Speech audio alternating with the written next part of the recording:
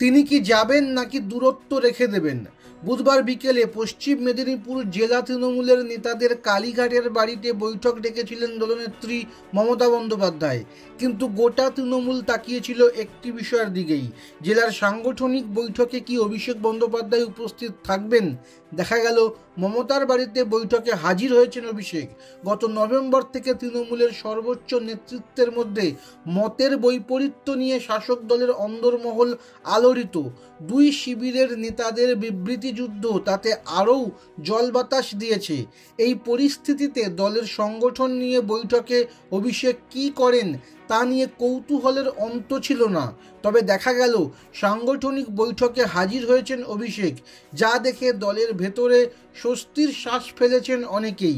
ওই বৈঠকে ছিলেন তৃণমূলের রাজ্য সভাপতি সুব্রত বক্সীও, যার অভিষেক সম্পর্কে মন্তব্য দলের ভেতরে বাইরে বিতর্ক তৈরি করেছিল। যারা মনে করছেন শাসক দলের সর্বোচ্চ স্তরে যে শৈত্য চলছিল তা আপাতত কেটে গেল।